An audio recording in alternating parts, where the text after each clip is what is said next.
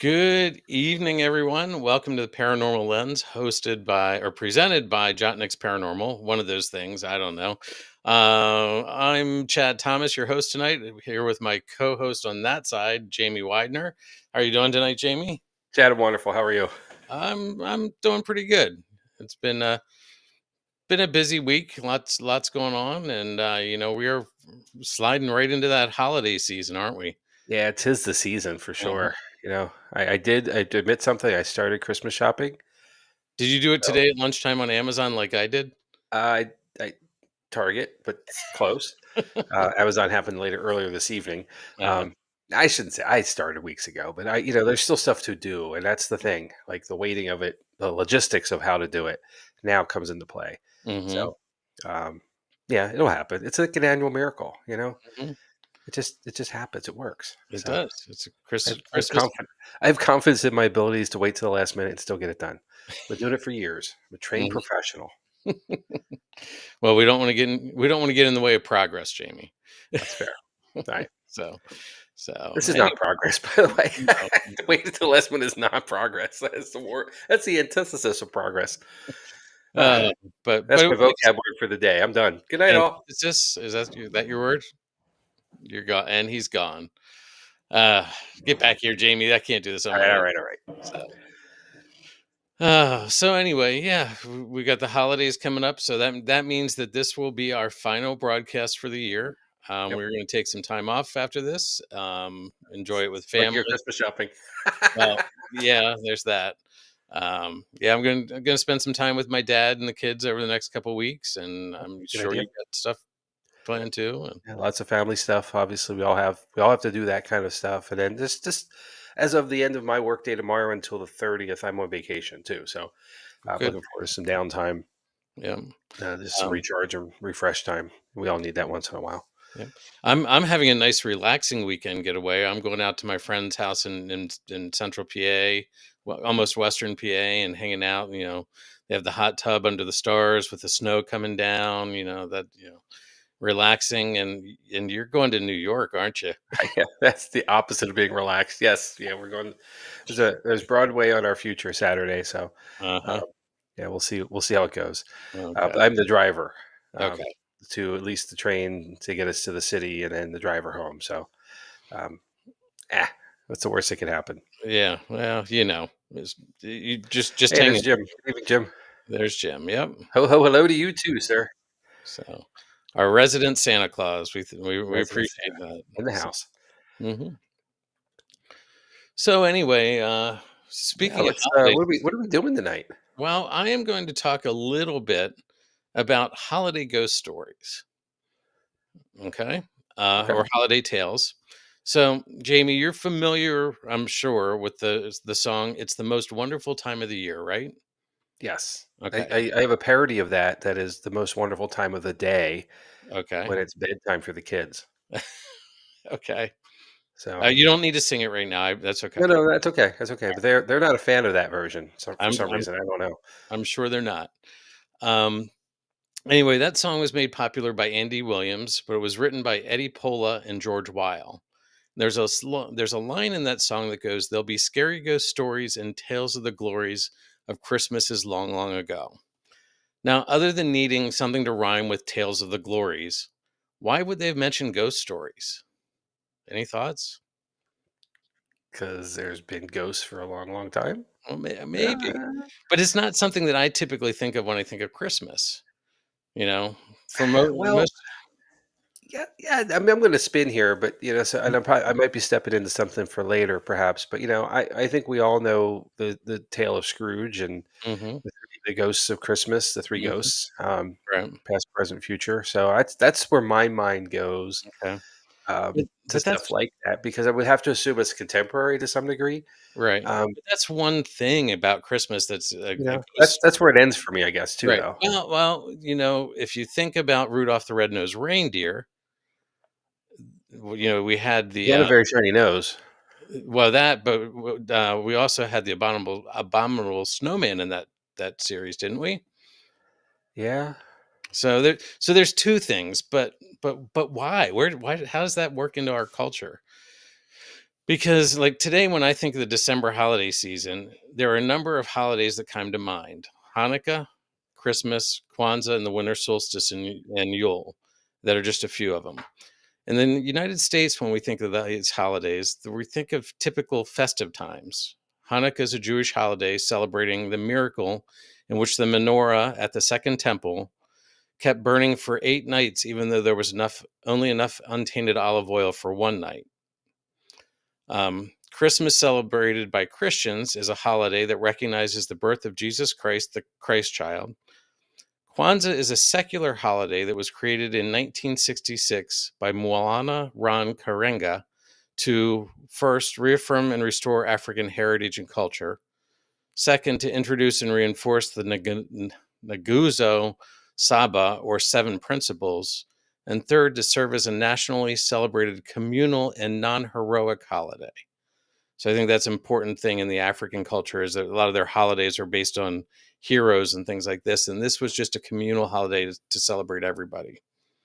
So the winter solstice has been celebrated in many cultures since prehistory, with some of the earliest recorded celebrations dating back to the Neolithic period. The winter solstice is a significant time of year because it marks the symbolic death and rebirth of the sun and the gradual return to longer days. So there are many festivals that can be found based on the winter solstice. Probably the most well known is the Yule, which originally was a Celtic festival of feasting and merriment, where Yule logs were burned to symbolize the return of the sun. So, on a side note, the term solstice means sun stands still. So on the winter solstice, the sun appears to stop moving across the sky and change very little in position that day. So just I found that interesting, so I threw it in there. These all seem like festive times, and in the United States, that is typically how we celebrate these holidays. Most are celebrated with a feast of some type. I remember several years ago being invited to the Jewish Community Center in Lancaster for their Hanukkah celebration. Now, Jamie, if you ever have the opportunity to go to a Jewish community center to celebrate Hanukkah, it is well worth the price of admission. They put out a great feast, and it was amazing. It included brisket, potato latkes, and challah bread. You know, just it was all about happiness and joy and celebration.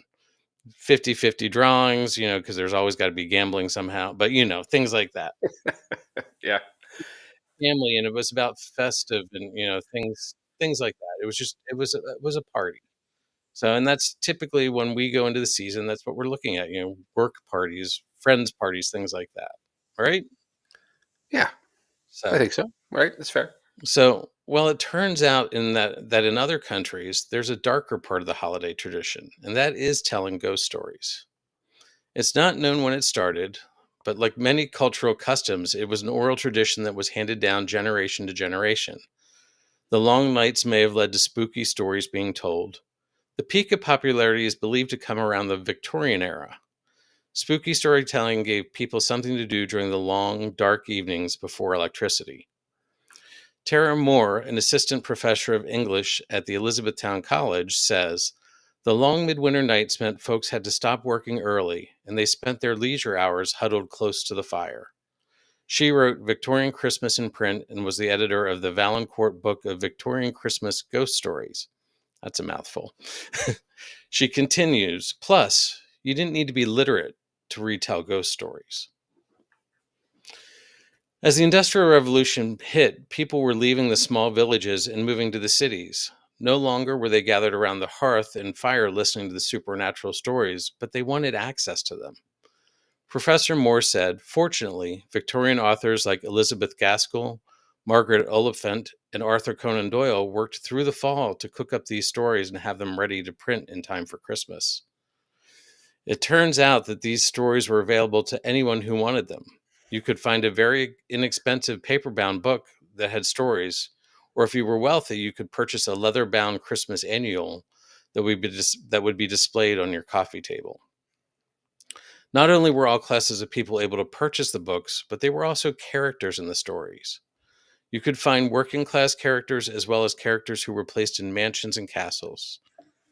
These upper class settings were intended to invite readers from all classes to an idealized upper crust Christmas the type today's fans of Downton Abbey still enjoy as entertainment, more ads. So we're going to get to what you talked about here earlier. We all have read or know of the novella A Christmas Carol. In 1843, Charles Dickens introduced the world to Scrooge and the Three Ghosts of Christmas. This was not Dickens' only foray into holiday hauntings. Sarah Cleto, a folklorist specializing in British literature, says that Dickens played a huge part in popularizing the genre in England. He wrote a bunch of different Christmas novellas, several which involved ghost stories specifically, she says. And then he started editing more and more Christmas ghost stories from other people and working those into the magazines that he was already editing. And it just caught like wildfire. Charles Dickens started shaping the themes of Christmas literature in general, Professor Moore states, by formalizing expectations about themes like forgiveness and reunion during the holiday season. So that's where all that came in is just through storytelling through Charles Dickens. So there's a little bit of back history with that. Now, we know many traditions were carried from England and other countries to America during the Victorian era, but telling ghost stories never really was a big thing here. A Christmas Carol caught on because Dickens was one of the most famous writers in the world, but it was more likely because he already had a following, not because of the paranormal side of his story. Americans preferred the pretty and sweet side of Christmas in their stories. There were authors who tried to infuse the supernatural into holiday stories, such as Nathaniel Hawthorne, Henry James, and even Washington Irving, but it never took hold. So if you go back through some of their stories, you will find some of these themes, but like they just never popularized. Brittany Warman, a folklorist specializing in Gothic literature, surmised that the country's beliefs about things like magic and superstitions were all part of the reason the holiday ghost stories never took hold. In America, we generally had a bit of resistance to the supernatural in a way that European countries didn't, she explained. When you came to America, you came with a fresh start, you came with a secular mindset, and the idea that you were leaving the past behind. And some of these spooky superstitions were thought to be part of the past. Another reason the holiday tradition never took off here could be the fact that the Irish and the Scottish immigrants had established the Halloween traditions. And that is when the people here thought the veil was the thinnest. That really impacted cultural here. That really impacted culture here because they brought with them the concept similar to Halloween, and that became for America the time period for ghosts, Warman explains. So that may explain why we typically don't tell these stories during December. So what are your thoughts so far on this, Jamie? I can see that. Yeah, and I get the softening of Christmas. Like that makes sense as well. I mean, it's just and when if we are looking at it from an objective perspective, Halloween we call now the spooky season because Hmm.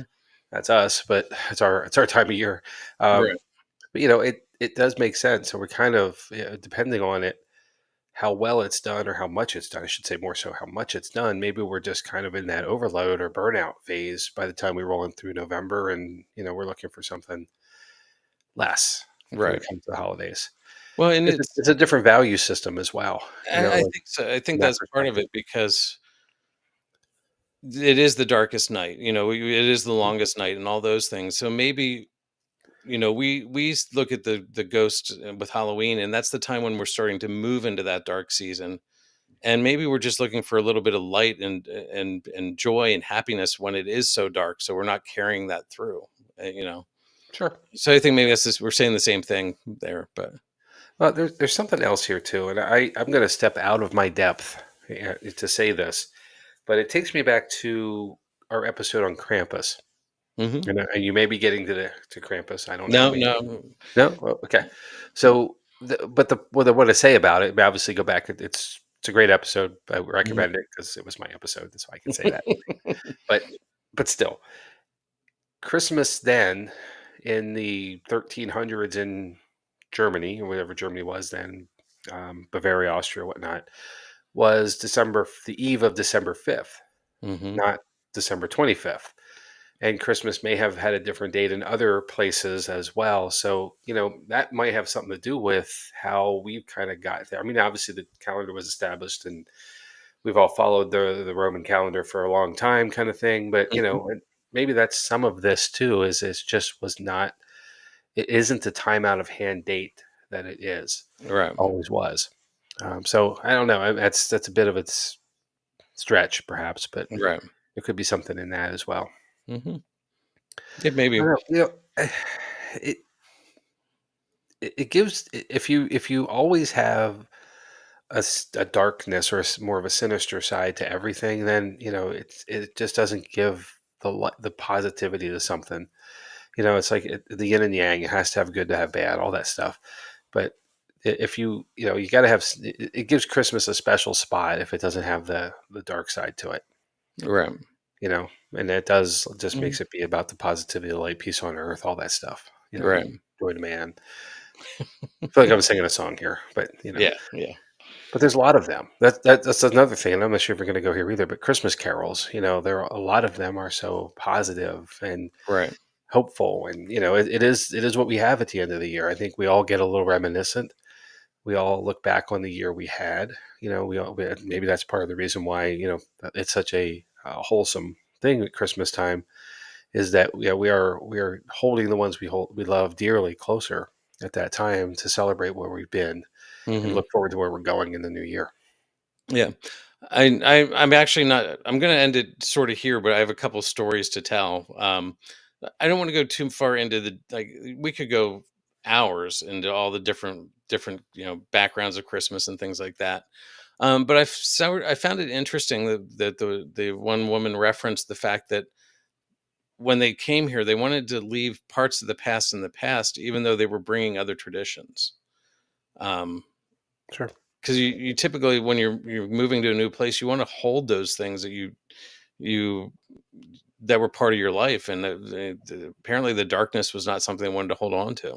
So Oh, it's an opportunity for new beginnings. yeah, so which that's what the solstice is all about, is new beginnings. So let's start with the new beginnings, but There you go. that's not the route I'm going to take. I was looking for stories, and I was like, oh, I'll tell three or four of these stories. Well, I um, um, started looking at them. Some of them were like a novel. like, so I didn't want to sit here and read 3 hours worth of Christmas stories, Jamie. I mean, I know you would have appreciated it, but I'm not going to do that. So, I would have started calling you Steve for a second there if you did. so, so I gathered two stories from the past. Okay. So let's imagine, and you called me, you had said this earlier. I was hoping to pull up the Yule channel and have the fireplace crackling, and but I couldn't figure out how to do it effectively. So let's imagine that we're bundled up in front of the fireplace, hot toddies in hand, and listening to the stories. Can you do that? So, all right. Oh, I could definitely do that. Don't worry. I'm already there. All right. So the first story is called "The Christmas Meeting" by Rosemary Timperley. She says, it goes, "I've never spent Christmas alone before. It gives me an uncanny feeling sitting alone in my furnished room with my head full of ghosts and a room full of voices of the past. It's a drowning feeling, all the Christmases of the past coming back in a mad jumble. The childish Christmas with a house full of relations, a tree in the window, sixpences in the pudding, and the delicious, crinkly stockings in the dark morning. The adolescent Christmas with mother and father, the war, the bitter cold, and the letters from abroad. The first grown up Christmas with a lover, the snow and the enchantment, red wine and kisses, and the walk in the dark before midnight with the ground so white and the stars diamond bright in the black sky. So many Christmases through the year. And now, the first Christmas alone. But not quite loneliness.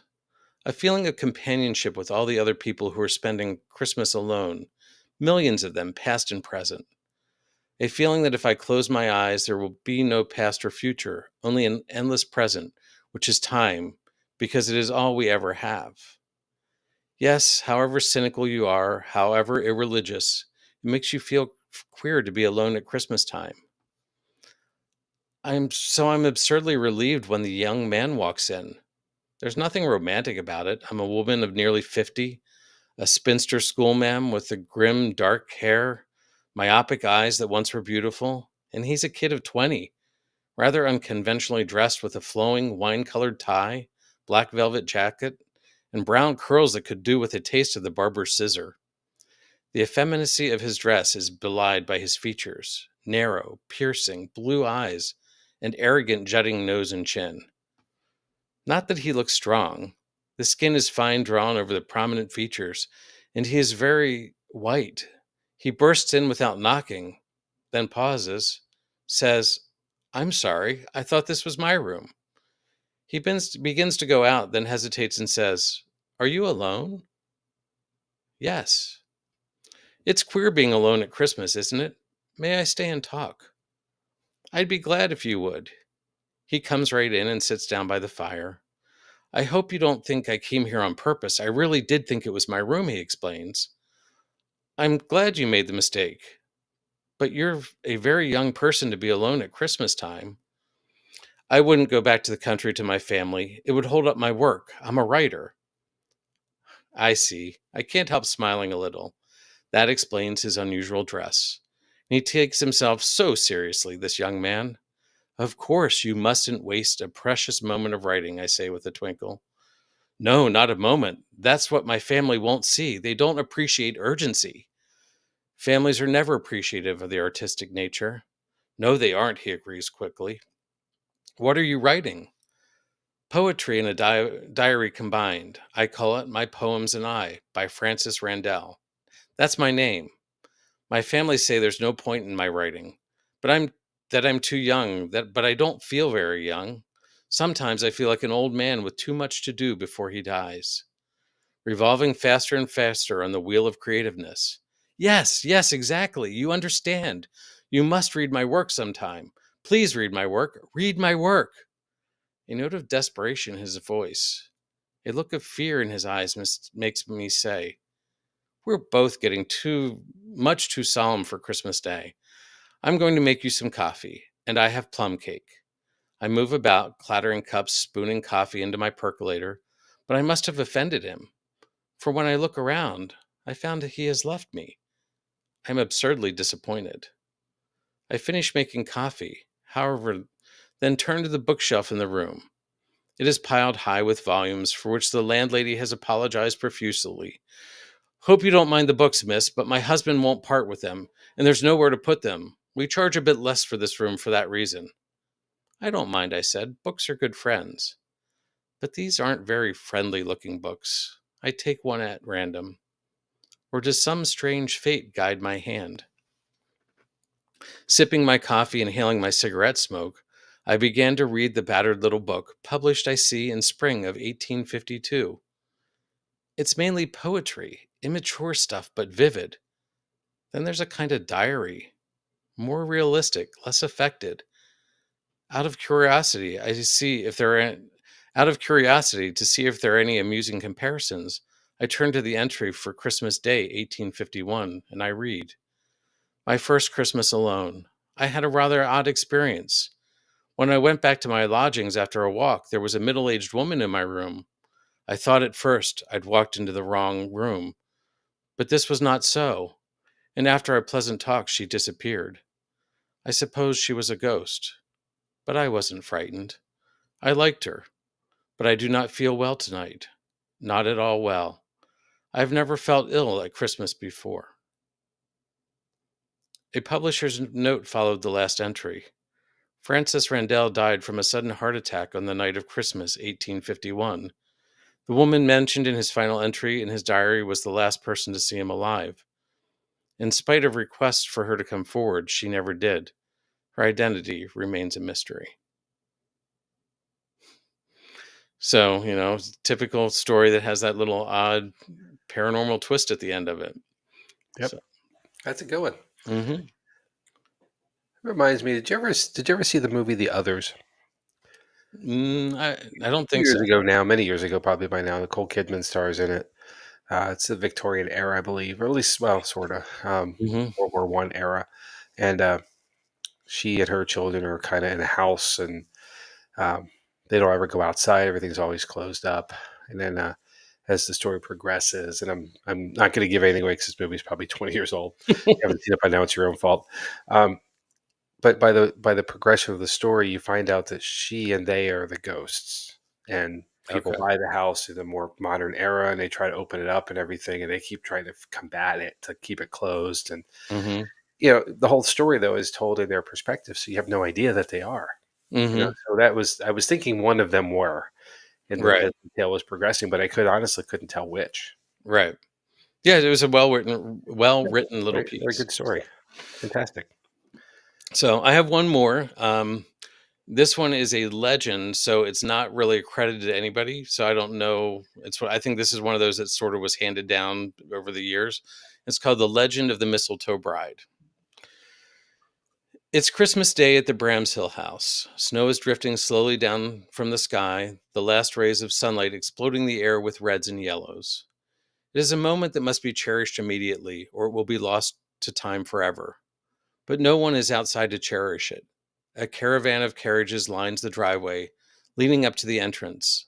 The soft window light casts shadows on wheels and vacant horses, all of who are warm and fed in the stables.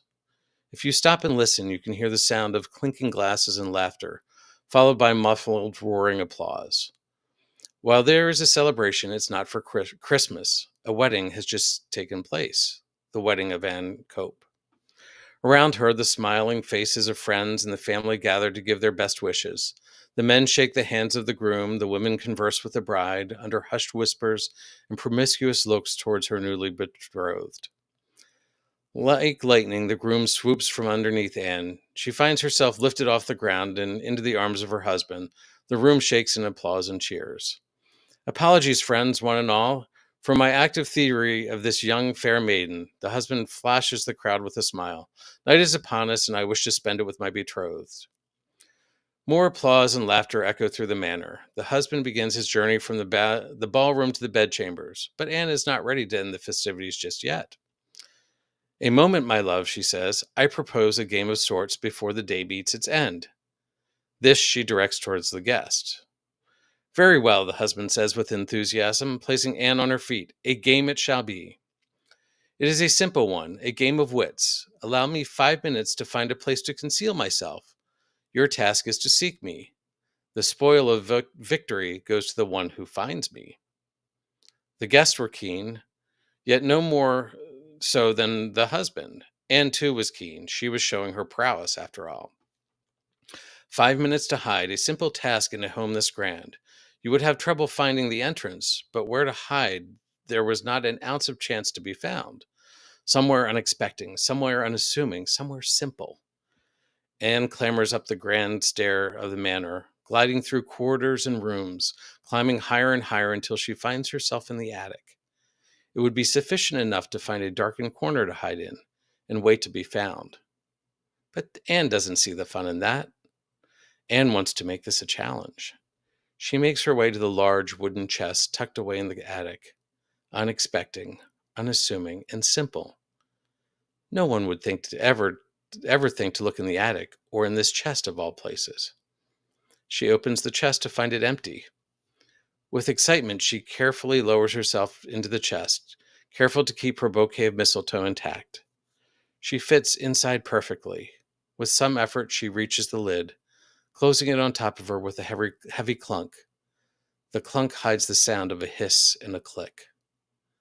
The minutes tick away, perhaps 10, perhaps 30, enough time to Shirley declare herself the victor. Eager to return to her guest and her husband, Anne pushes her hand on the lid to open the chest, but it remains closed. Once more, with all her strength, she pushes the lid, yet it doesn't move an inch. She continues her crusade to open the chest, all the while shouting for her husband, for anyone at all. Panic begins to set in. She pounds her fists on the lid. Her palms and knuckles begin to bruise and bleed. Her screams become desperate and primal as her throat opens and closes from the tears streaming down her face. Any scream she makes is muffled by the screams of her guests calling out her name, making sure that neither ever hears the other. The night slides into days, but there is no appearance of the bride. Her husband has not slept. He had been searching throughout the night in an attempt to find his betrothed. Anne has not slept either. Her dress is stained with blood from broken skin and broken nails, her voice little more than a hoarse whisper as her vocal cords tore hours ago. If she could see it all, she would be staring at a jagged, bloody scratch marks. In a day or two, she will come to realize that the chest is her coffin. The days pass, then a week, then a month, then a year, then a decade. Friends and family have long dismissed Ann Cope's disappearance as her fleeing from life with her husband. As for her husband, he never remarries. He never stops searching for her. He stays in that house, desperate to find a clue as to where his Anne went. It's 50 years now since that night. The husband has become gray and old, lamplight casting a shadow of a bent and broken man. He finds himself in the attic. He is still searching, still hoping for a path that will lead to him to his betrothed. That's when he spies the chest. Perhaps inside will provide a clue. With the strength of a much younger man, he lifts the lid of the chest. Instantaneously, the man's face contorts to fear and horror. His entire body shakes and shivers as his skin turns white and cold. Inside, to his silent and shocked horror, is the skeletal remains of the bride clutching a bundle of mistletoe. A blood-curdling wail echoes through the Bramshill house.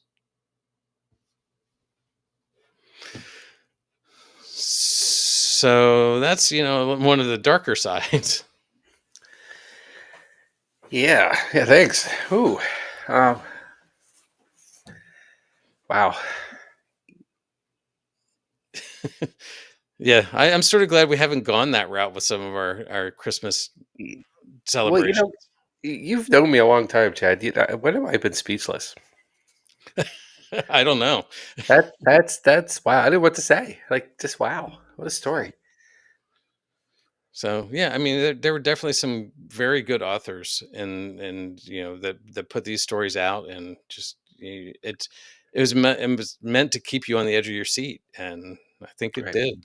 So Well, the tale of the tale of the story, the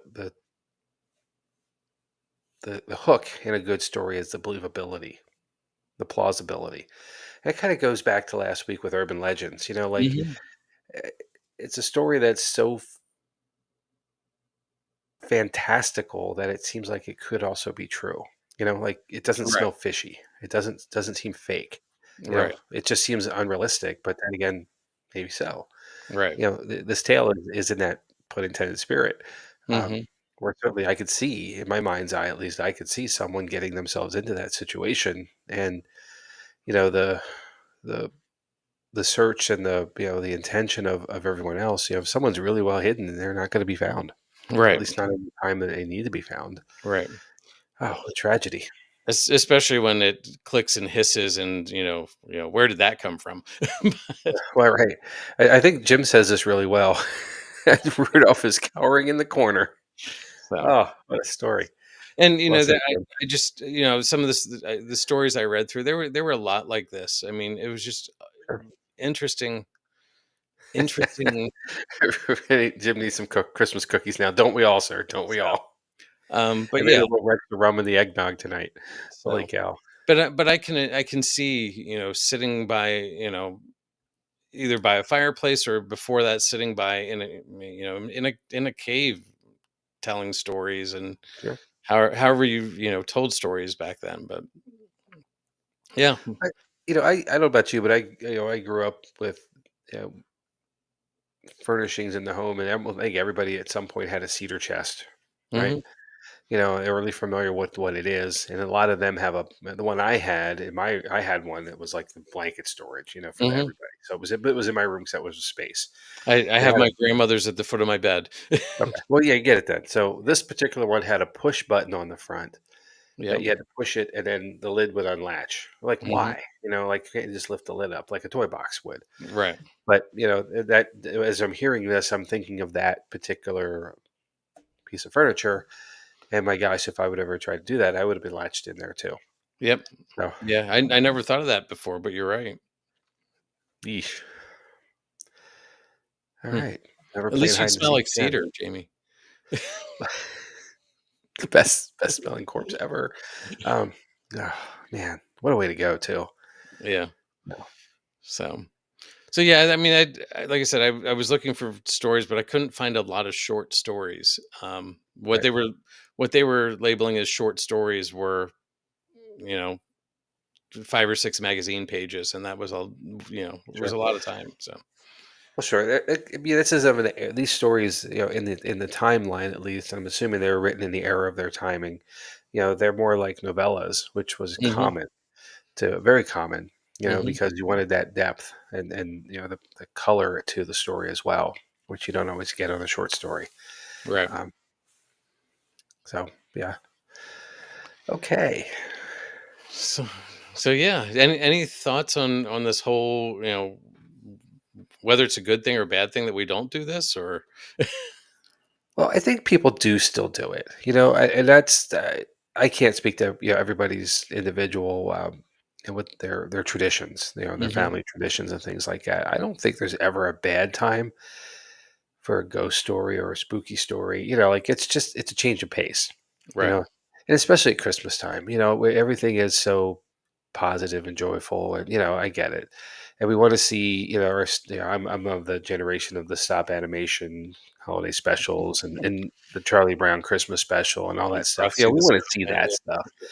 for sure. It gets every once in a while you just need to throw a curveball in there, just to keep Yeah, everybody on their toes.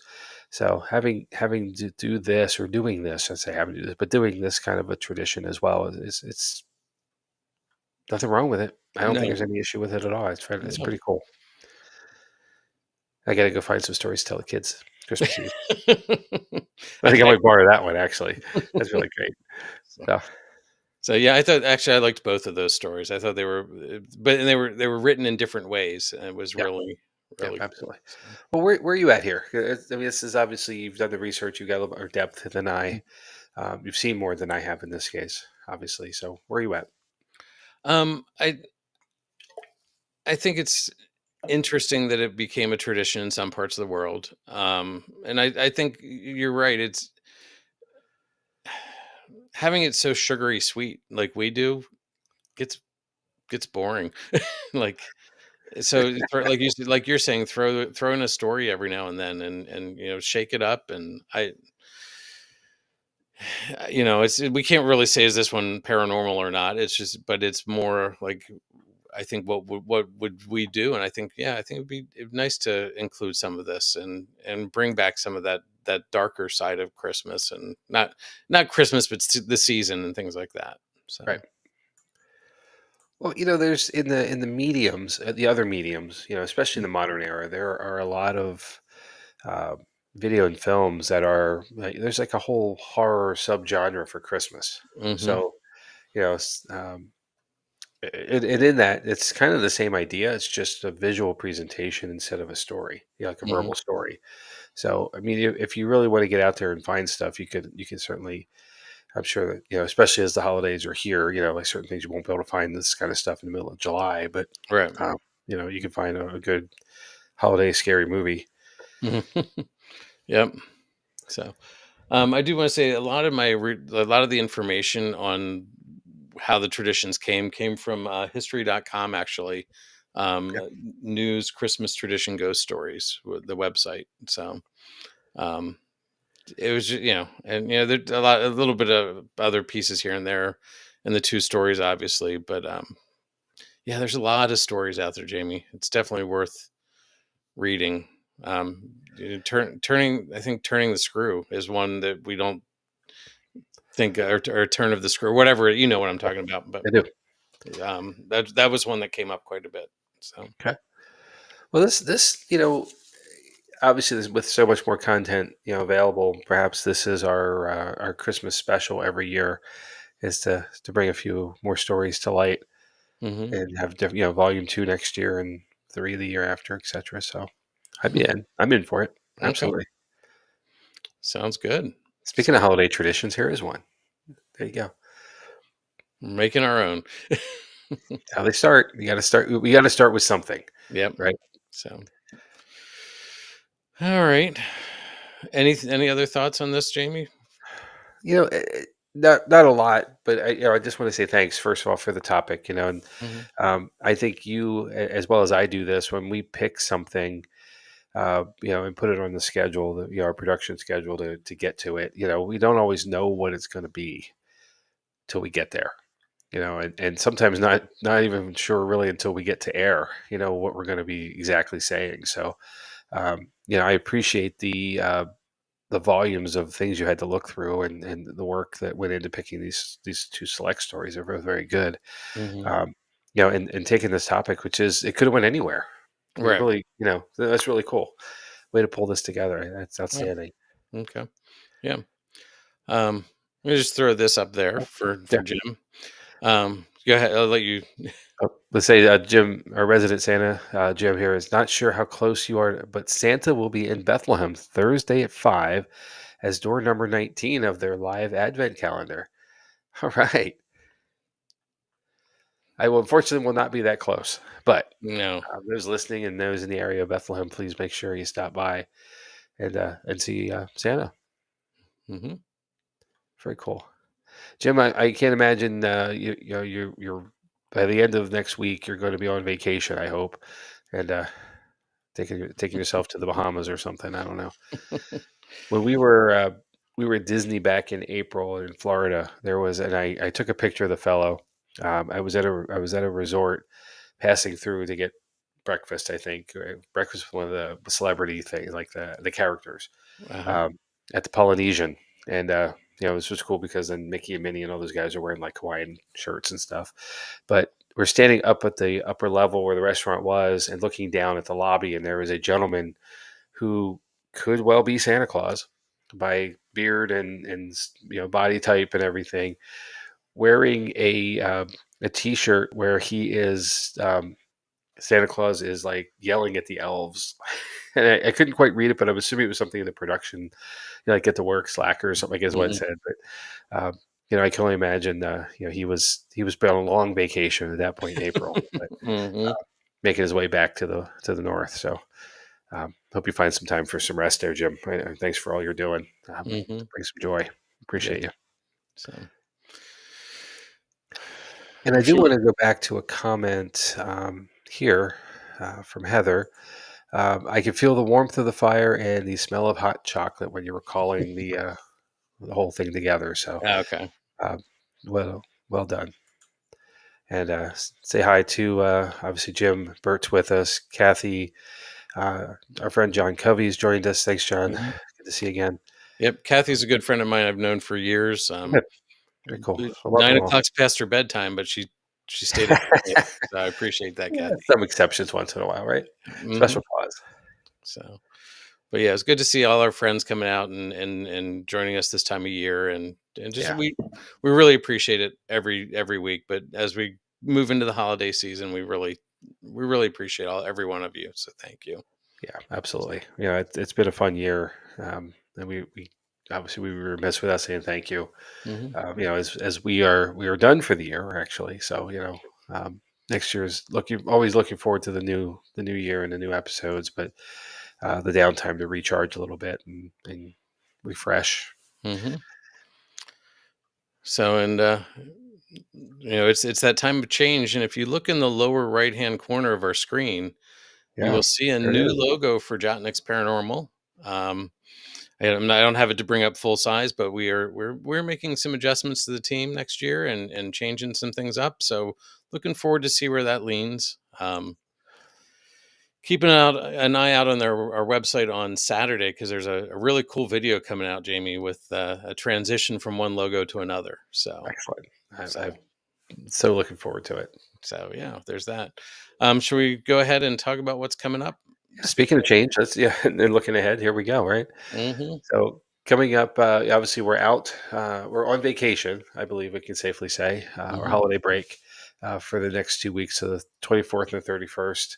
But we'll be back and going at it on January 7th, and I will be the host that evening for the Woman of the Rain painting. Coming behind that, and I gush goo, Chad, that word. Hold a folk. Hold the phone. That's what we decided we were going to call it last week. Hold the phone. Chad will take that on the 14th, and then the 21st, we're going to stay in the spooky stuff realm with Robert the Doll. And then on January 28th, to wrap up the first month of the new year, Chad's going to tackle the Philadelphia experiment. And I'm actually looking forward to this one. It's one of my, Yeah. my favorite topics. So, and I know it has nothing to do with what the Philadelphia 76ers have been doing these last bunch of years, but Hmm. and have some fun with that as a joke anyway. Okay.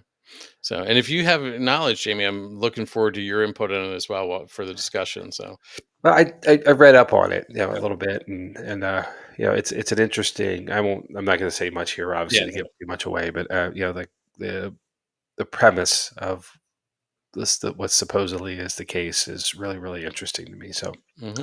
we'll see where we get there. You can follow us on social media, the usual stuff. Obviously, if you're here with us, this is a live podcast, if you can tell by our babbling. Um, but we are here on Facebook and YouTube on Tuesdays at 9. Obviously, not the next 2 weeks, but coming back on the 7th. We'll be on all the streaming services tomorrow, sometime mid morning, mid afternoon in that window. Um, and therefore after in perpetuity. But the idea is if you can't catch us here, catch us there. Hmm. Um, and of course, this is recorded too, so you can always catch us whenever, wherever works best for you. We just appreciate you being along for the ride. We also have a TikTok, Instagram for Jott-Nyx Paranormal, and you can find us if you have something you want to share with us. I should say you can find us at Paranormal Lens Podcast at gmail.com. So ideas for upcoming episodes, stories of your own you'd like to share with us, feedback on how we're doing, any of that good stuff, drop us a line. We certainly are not shy on doing listener submission episodes. We've done quite a few already over the last year and a half. So there's always room for more, and we'll juggle our schedule to get it in as soon as possible. Just a little time to do some research on it. Um, and then we do have a live tree, which is a conglomeration of all of the social stuff. And and it's a really small link here for me, Chad. Can you give me a boost? It's linktr.ee and then backslash paranormal lens. So Linktree. Yeah, If you go with on that if you go on the Linktree site and search for paranormal lens, I'm pretty sure we're the only one there. we're the only ones that come up. Yep, So, which is so, great. Heather wished us a wonderful Christmas and see you next year. And Jim says, really appreciate all the hard work you're doing. Thank you. And looking forward to a good and healthy 2025. And there we are. Absolutely. Same to you, sir. So, Same to everyone. Let's be happy and healthy. yeah. Let's be here for each other. So, we don't have the schedule for next year. It's getting closer. Yet Uh, we know uh, there is one, so yeah. that's Yeah. good news. Um, I think we're waiting for a couple dates to be confirmed, and then we should be able to start publishing that. So hopefully on the 7th, we'll have some information for you. So, Yeah, we should by then, yeah. certainly. Uh, so Bert says, I don't know what we're going to do the next 2 Tuesdays. Merry Christmas, guys. Bert, I have an idea for next week at least. Spooky Halloween, or yeah, spooky Halloween, spooky Christmas ghost stories. Share with each other Yeah. We around the challenge fire you, with everybody, to whoever find needs a it. ghost story and tell it to your family. There you go. And see if they welcome you to come back next year. Um, True. this might be your way out. Really, it could be. I don't know. Depends what you're looking for. Depends what So, you're looking for. Exactly. Or it might just be a new tradition, and all of a sudden there it is. So yep. So, you never know until you start it. so true, Jamie. So true. So, well, I think that's about it, Jamie. Unless Yeah. you get something else, I think we just say happy holidays, Merry Christmas. I know I'll be seeing you over the next couple weeks, but I Yeah. hope you have a wonderful holiday. Get to spend time with the family and friends, and the time you're taking, the time you've been given off work, you get to appreciate that and Yep. relax a little bit. I like Get to the call it the time I have to use or lose. But hey, same thing, right? uh-huh. Um, and thank you, Chad. I appreciate that. I want to say thanks to you too. This all of this, the pretty stuff you all see is because of Chad Thomas. And I don't say that lightly. I say that with all sincerity and intentionality. The the carry of all of this is it's all heavy work for a lot of us, both of us. I want to step back to say thanks to David Daramedia, our original co-host as well. You Hmm. know, all of you guys for vision and intentionality of getting this product out to the world, and it's a labor of love. It really is. So thank you to everyone who's watching and who's watched in the past. I know you're not hearing me if you're not watching, but um, it means a lot to us, and we appreciate you. And no, Jim's already given us homework. Goodness. All right. So next year we're going to start working on the drones issue. Apparently Erica was not here tonight because she's out circling for drones. Um, Uh-huh. but folks in Jersey stay safe with all this stuff flying around the neighborhood. It is not reindeer at this point, so And Jamie, it's not just Jersey. it's not anymore, right? No, I actually driving. You're up to speed. What's that? You got up to speed on this? I did actually driving. I was at work. Had to go to work to pick something up, and I work in Lidditz, and came the back way through some of the fields, and had a pretty clear view of the sky. And at one point, I saw 5 different things flying around that weren't on the flight tracker radar. Yep. And I was near the Lancaster airport, but if there were 5 things at the sky at once at the Lancaster airport, it was definitely paranormal There you go. because they or something else, but Right. not normal. So Not normal. It's like the classification is paranormal. There's not normal. right, Where do we fit into this class? I not don't know. normal. Not normal. Yeah. So, Answer my own question.